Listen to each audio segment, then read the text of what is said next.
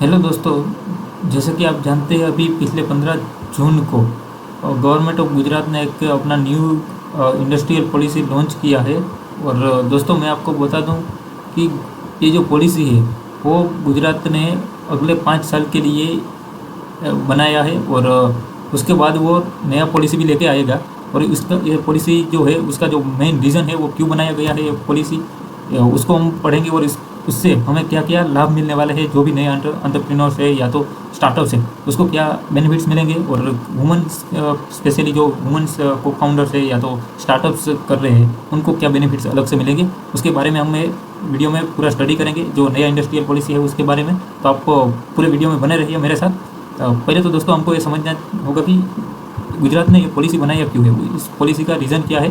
तो रीज़न दोस्तों ये है कि जो भारत का, इंडिया का जो मिशन है, विकसित भारत 2047, मतलब 2047 में जब इंडिपेंडेंस का हमारा 100 ईयर्स कंप्लीट होगा, उस टाइम पे हमारा जो मिशन है, उस टाइम 2047 तक का 30 ट्रिलियन टन का हमारा इकोनॉमी का, तो उसको पहुंचने के लिए गुजरात ने एक अपनी तरफ से जो भी वो कंटिन्यूस, गुजरात वैसे तो प्रयास करता ही आ रहा है। और जैसे कि आप हमेशा से गुजरात इंडस्ट्री में हमेशा और मैन्युफैक्चरिंग में हमेशा से आगे रहे हैं, कोई भी चाहे बिजनेस हो उसमें। और एक बार फिर से गुजरात ने ये साबित करके दिखाया कि क्यों गुजरात आगे है।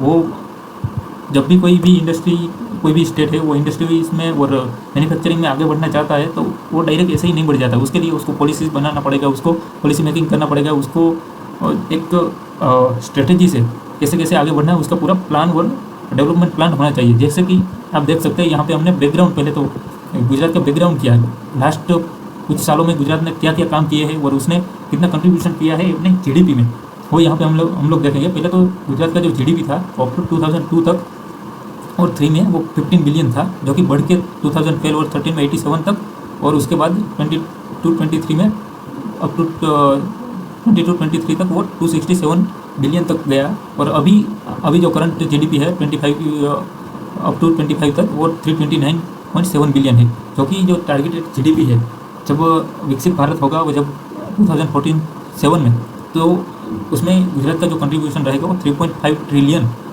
ये हमारा टारगेट है ये। और इसी को अचीव करने के लिए ये जो आज जो पॉलिसी बनाया है वो उसी को लिए है।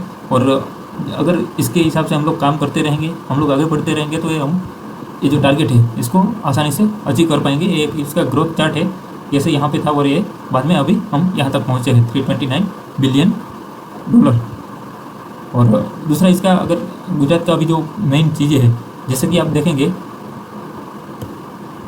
जो गुजरात है वो ओनली पॉपुलेशन का 6% है। और अगर हम एरिया वाइज जाएंगे तो 5% ऑफ टोटल इंडिया का जो एरिया है उसका 5% ही है। बट उसका जो जीडीपी में कंट्रीब्यूशन है वो 8.2% है फ्रॉम लास्ट 2 डिकेड्स। एंड आपको ये जानकर हैरानी होगी कि केवल गुजरात में 44.2 मिलियन MSMEs है, मतलब आप 42 लाख MSME गुजरात में है अभी मौजूदा में, जो कि एक गुजरात का जो इकोनॉमी है उसका एक बहुत बड़ा बैकबोन है। उसको पूरा जो रन कर रहा है वो एक MSME रन कर रहा है। और आप देखेंगे तो गुजरात का जो पोर्ट है वो 40% ऑफ कार्गो को हैंडल करता है, जो ओवरऑल इंडिया का। और लॉजिस्टिक इंफ्रास्ट्रक्चर उसके पास बहुत बड़ा है। आपने बहुत पोर्ट का नाम सुना होगा, कंडला पोर्ट, मुंद्रा पोर्ट, ये सब। तो एक बहुत बड़ा ये इकोनॉमी में एक इसका भी बहुत बड़ा हाथ है। और गुजरात का टोटल एक्सपोर्ट है वो 102.7 बिलियन है 25-26 में फाइनेंशियल ईयर, जो कि 25% ऑफ द कंट्री, जो इंडिया का टोटल जो एक्सपोर्ट है उसका 25% ऑफ एक्सपोर्ट फ्रॉम गुजरात। और उसके बाद आगे बढ़ेंगे तो Gujarat renewable sector, renewable energy में भी अगर देखेंगे तो वो गुजरात इंडिया में सबसे आगे है 17.8% के साथ। गुजरात ने ऑलरेडी 50.38 गीगावाट का जो रिन्यूएबल एनर्जी जनरेट अभी तक हो गया है अप टू मई 26 का जो डाटा है उसके हिसाब से। उसके अलावा अगर अभी जो पॉलिसी आया, पॉलिसी के बारे में हम बात करेंगे तो स्टार्टअप्स जो है, स्टार्टअप्स के लिए ये पॉलिसी क्या नया लेके आएगी। तो स्टार्टअप्स जो है उसमें जो भी फाउंडर्स रहेगा उसको 25,000 पर मंथ 1 ईयर के लिए। और अगर वुमन को फाउंडर रहेगी या तो वुमन फाउंडर रहेगी तो उनको 30,000 पर मंथ मिलेगा, जो कि उसको डेली सपोर्ट के लिए, उसको डेली यूजेस के लिए और ये जो 1 ईयर का जो पीरियड है वो एक्सटेंडेड टू 2 ईयर्स हम कर पाएंगे अगर जो स्टार्टअप्स है वो हाईटेक, फिनटेक और डिस्ट्रप्टिव और बायोटेक और ग्रीन एनर्जी रिलेटेड अगर होगा तो। और सेम रहेगा सीड सपोर्ट भी स्टार्टअप्स को मिल सकता है। सीड सपोर्ट मतलब दोस्तों आप मान लीजिए कि कोई भी जो स्टार्टअप्स के लिए जो ज़रूरी चीज़ें हैं उसको सीड सपोर्ट उसको हम सीड बोलेंगे और उसके लिए जो सपोर्ट लगेगा हमको सपोर्ट प्रोवाइड करेगी गवर्नमेंट, उसको सीड सपोर्ट बोल रहे यहाँ पे बोला गया है। तो 30 लाख तक का और एडिशनल 10 लाख को मिलेगा और सोशल इम्पैक्ट, अगर वो कुछ सोशल इम्पैक्ट कर रहा होगा स्पेशली तो उसको एडिशनल 10 लाख का भी उसको मिल सकता है। और सेम एडिशनल 10 लाख मिलेगा जैसे कि यहाँ पे था, अगर हाईटेक है, फिनटेक है और कोई ग्रीन टेक्नोलॉजी रिलेटेड अगर आपका स्टार्टअप्स है तो उसको additional 30 lakh plus additional 10 lakh आपको मिल सकता है। ये इसके अलावा और ये मैक्सिमम आपको 50 लाख तक ही मिल सकता है, ठीक है। और इसके अलावा इंटरेस्ट सब्सिडी भी मिल सकता है additional 1% up to 9% of the term loans. और उसके अलावा आपको असिस्टेंट्स में कोई सपोर्ट भी मिलेगा अप टू 5 लाख तक का, सॉफ्ट स्किल में मिलेगा अप टू 1 लाख तक का सॉफ्ट स्किल असिस्टेंट्स में भी आप एलिजिबल रहेंगे, आप अवेल कर सकते हो। उसके अलावा Gujarat also promotes cross border innovation. Cross border innovation यानी आपको यहाँ पे देखेंगे इंडिया इजराइल इनोवेशन ब्रिज और joint program in agri and water technologies up to 1 crore आपको प्रोटोटाइपिंग और मार्केटिंग और पायलटिंग के लिए भी आपको मिल सकता है। वुमेन एम्पावरमेंट के लिए भी इसमें स्पेशली अलग से एक पॉलिसी बनाया है जो कि फ्यूचर में जो हमारा जो इकोनॉमीज है उसमें वो एक डायरेक्टिव रहे, वो कोई पर्टिकुलर ऐसा नहीं रहेगा कि कोई पर्टिकुलर एरिया का हो और कोई एक सिटी से ही पूरा हम मैक्सिमम हम इंडस्ट्रीज लगाए, ऐसा नहीं रहेगा। इसी ये जो पॉलिसी जो बनाया है वो टोटली मेंस वुमेन्स सबके लिए बनाया है ऊपर। और दूसरा आप देखेंगे आगे अभी कि ये जो पॉलिसी है वो ऑल डिस्ट्रिक्ट के लिए बनाया है, इसलिए जो भी जो बैकवर्ड डिस्ट्रिक्ट है वहाँ से जो कोई इंडस्ट्रीज आएगा, कोई एमएसएमईज आएगा तो उसको और ज़्यादा गवर्नमेंट ने उसको बेनिफिट्स दिए हैं। तो ये वुमेन एम्पावरमेंट के लिए एक अलग एक बेनिफिट्स है। एडिशनल 1% इंटरेस्ट सेम जो ऊपर रहेगा, ऊपर जो हमारा स्टार्टअप्स के लिए था उसमें एडिशनल 1% इंटरेस्ट सब्सिडी रहेगा अगर वुमेन को फाउंडर है। और उसके अलावा जो वर्किंग वुमन है वो कभी भी रिटर्न टू इंडस्ट्री अगर काम करना चाहती है तो उसके लिए रीस्किलिंग और हायर स्किलिंग के लिए भी गवर्नमेंट सपोर्ट करेगी। और rental assistants up to 75% of rent paid up to 3 lakh per annum for 5 years. उसके बाद स्पेशली R&D के लिए ये भी सेम एक अलग पॉलिसी बनाया है, क्योंकि R&D जो है वो एक इंडस्ट्री का बैकबोन है, उस इनोवेशन हब है जहाँ से R&D से ही कोई भी इनोवेशन आता है तो वो उसके पीछे बहुत सारा R&D लगता है। तो R&D के लिए स्पेशली गवर्नमेंट ने एक अलग एक आपको बेनिफिट्स दिया है। पहले तो क्या है कि जो R&D है वो जो भी GIDC है वो और डेवलप गुजरात एक तो इनोवेशन पार्क्स बनाएंगे, उसके बाद design attract domestic and global R&D companies, फिर startups and technology driven firms by provide state of the art infrastructure और लेबोरेटरीज, ये सब फैसिलिटीज़ गवर्नमेंट GIDC में कोई भी जगह पे आप प्रोवाइड करेगा। और उसके अलावा उसमें आपको बेनिफिट्स भी मिलेगा, उसमें कैपेक्स का बेनिफिट्स मिलेगा जो कि बिल्डिंग मशीनरी और इक्विपमेंट में up to 50% of capital subsidy, land में up to 20% allotment price reimbursement आप कर पाएंगे 20% ऑफ द अलॉटमेंट प्राइस में फॉर द लैंड। और दूसरा भी आपके पास एक ऑप्शनल रहेगा, उसमें रहेगा बिल्डिंग मशीनरी और इक्विपमेंट में 25% कैपिटल का सब्सिडी आपको मिल पाएगा। और ओपेक्स में सेम रहेगा, आपको टेरिफ मिलेगा पावर में ₹1 per unit for up to 5 years.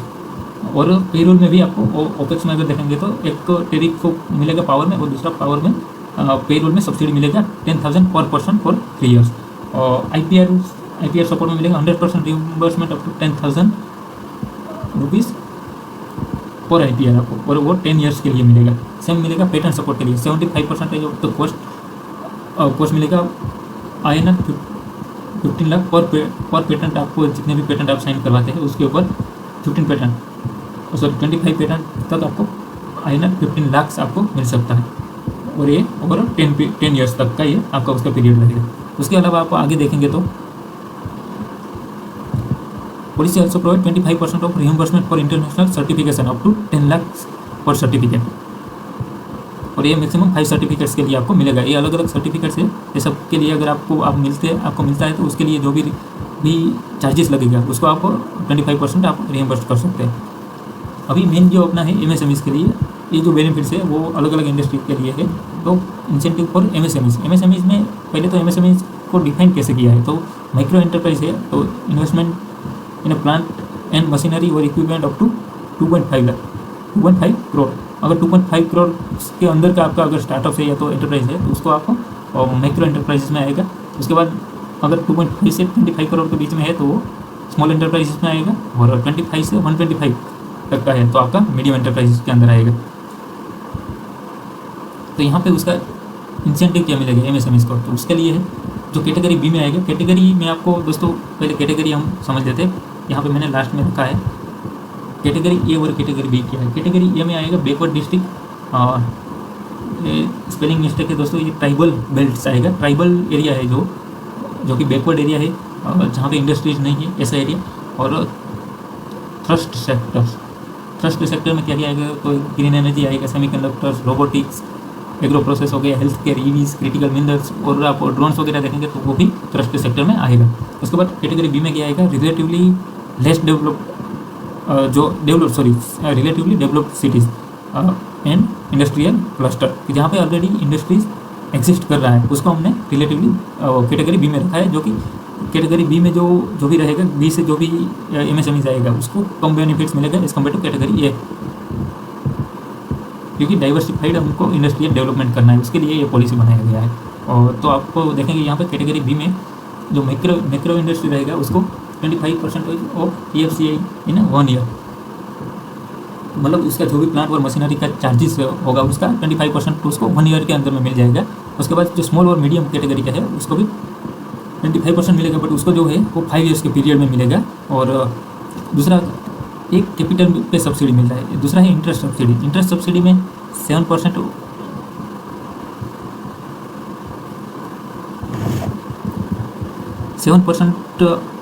मिलेगा। 7% मतलब आपको अगर 10% का इंटरेस्ट आपका है, आपको अगर पे करना पड़ रहा है आपकी जो लोन के लिए, तो उसमें से ये पॉलिसी के बाद आपको, अगर आप इसमें एलिजिबल होते हैं तो आपको उसके बाद आपको 3% ही पे करना पड़ेगा। 7% गवर्नमेंट पे करेगी अप टू 10% ऑफ EFCI, और वो 5 साल के लिए। उसके बाद पावर में टेरिफ आपको मिलेगा 1 पर यूनिट, और वो 5 ईयर्स के लिए मिलेगा, और 25% ऑफ EFCI। मतलब आपका अगर 1 लाख है और अगर आपका मान लो आपका 1 करोड़ का लोन है, और अगर आपका जो ये जो बेनिफिट्स के हिसाब से अगर आप 25% के हिसाब से देखेंगे तो आपका अगर 40 लाख बिल आता है तो उसमें से आपको 25 लाख ही मिल पाएगा, बाकी का जो 40 लाख है उसमें आपको वो नहीं, 15 लाख है उसमें आपको नहीं मिलेगा। सेम कैटेगरी ए में जाएंगे तो माइक्रो इंडस्ट्री है उसको 35% दिया है। आप यहाँ पे देखेंगे कैटेगरी बी से ज़्यादा ये कैटेगरी ए को ये बेनिफिट्स मिल रहा है, तो जैसा कि मैंने नीचे अभी बताया था। सेम स्मॉल में ये 35% रहेगा दोस्तों। ये और इसका जो कंडीशन सेम रहेगा, खाली जो परसेंटेज है वो चेंज होगा। तो सेम यहाँ पे 7% मिलेगा, और अप टू 10% ऑफ EFCI ये सेम रहेगा, खाली इसमें पावर टेरिफ में 2 रुपीज़ पर यूनिट मिलेगा।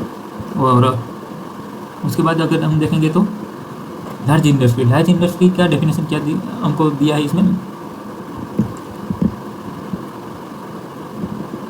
125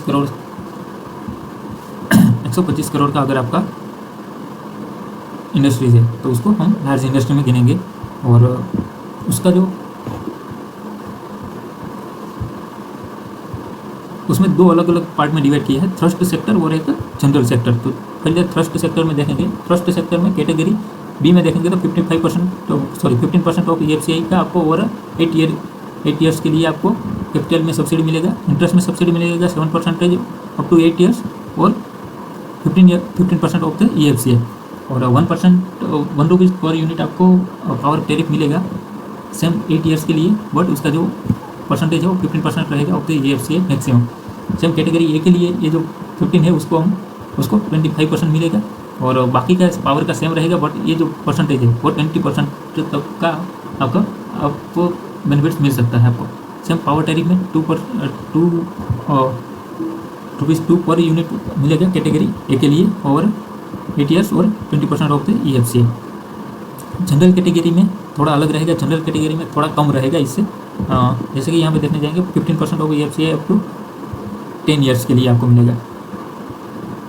सेम 7% लोन में 7% मिलेगा, बट ये 15% ऑफ द EFCA। सेम यहाँ पे 2 मिलेगा, 2 रुपीज़ पर यूनिट और 15% ऑफ द EFCA। और कैटेगरी में ये में देखेंगे तो सेम इससे कम परसेंटेज आपको बेनिफिट्स मिलेगा। मेगा इंडस्ट्रीज़ का डेफिनेशन यहाँ पे दिखाया है, मिनिमम इन्वेस्टमेंट ऑफ 1000 करोड़ और 250 आपका एम्प्लॉयमेंट होना चाहिए, तो उसको हम मेगा इंडस्ट्री में हम कैलकुलेट करेंगे।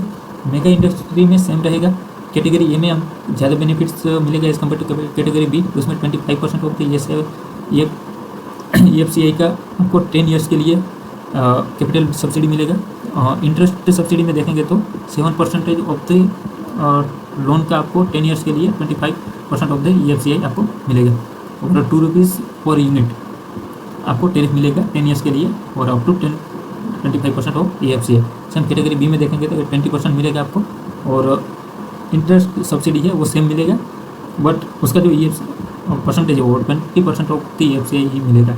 सेम पावर टैरिफ 1 यहाँ पे 2 मिल रहा था हमको, ये 1 मिलेगा, ये जो है परसेंटेज है और 20 मिलेगा 25 की जगह। उसके बाद अल्ट्रा मेगा में 10,000 करोड़ इन्वेस्टमेंट और आपका 3,000 अराउंड आपका एम्प्लॉयमेंट होना चाहिए, तो उसको हम अल्ट्रा मेगा में गिनेंगे। तो उसका भी सेम रहेगा, कैटेगरी ए में आपका ज़्यादा आपका बेनिफिट्स रहेगा, कैटेगरी बी में कम रहेगा। यहाँ पे 30% ऑफ दी कैपिटल सब्सिडी में देखेंगे तो 30% ऑफ EFCA रहेगा 12 ईयर्स के लिए, और यहाँ पे 25% ऑफ दी EFCA रहेगा। और कैटेगरी ए में अगर इंटरेस्ट सब्सिडी देखेंगे तो 7% मिलेगा, और आपका 25% ऑफ दी EFCA तक मिलेगा मैक्सिमम, और यहाँ पे भी 7% but 20% of the EFCA around 12 years के लिए। पावर टैरिफ में यहाँ पे 1 रुपीज़ मिल रहा था, यहाँ पे 2 रुपीज़ मिलेगा, और 25% आपको maximum up to 25% of EFCA, यहाँ पे 20% of the EFCA only.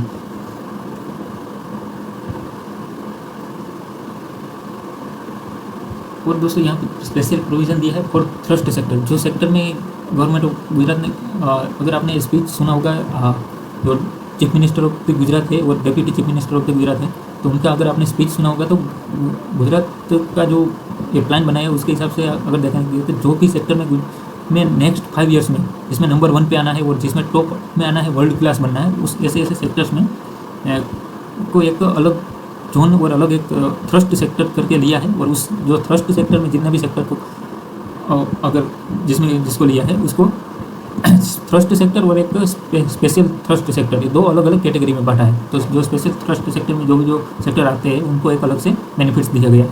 Same यहाँ पे देखेंगे तो उसमें एक थ्रस्ट जो स्पेशल थ्रस्ट सेक्टर है उसके लिए इंसेंटिव दिया है कैटेगरी ए में 35% ऑफ EFCA 5 ईयर्स के लिए, फॉर MSMEs 8 ईयर्स के लिए, लार्ज इंडस्ट्रीज 10 ईयर्स के लिए, मेगा इंडस्ट्रीज 12 ईयर्स के लिए, अल्ट्रा मेगा इंडस्ट्रीज के लिए 35% तक परसेंटेज ऑफ EFCA।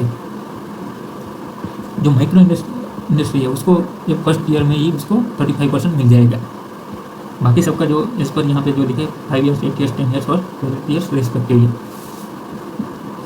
7% इंटरेस्ट पे सब्सिडी मिलेगा। सेम 5 ईयर्स जो 5 ईयर्स है MSMEs के लिए, 8 ईयर्स है लार्ज के लिए, 10 ईयर्स है मेगा के लिए, और 12 ईयर्स है अल्ट्रा मेगा इंडस्ट्रीज़ के लिए, और 20% ऑफ द EFCA तक आपको ये इंटरेस्ट सब्सिडी मिलेगा।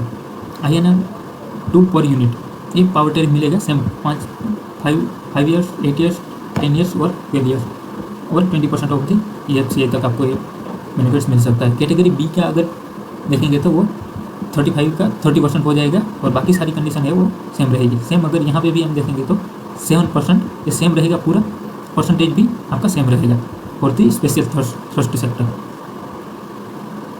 यहाँ पे जो पावर टैरिफ है वो 1 हो जाएगा, 1 पर यूनिट, और बट ये 20% ऑफ द EFCA तक आपको इसमें बेनिफिट्स आपको मिल सकता है।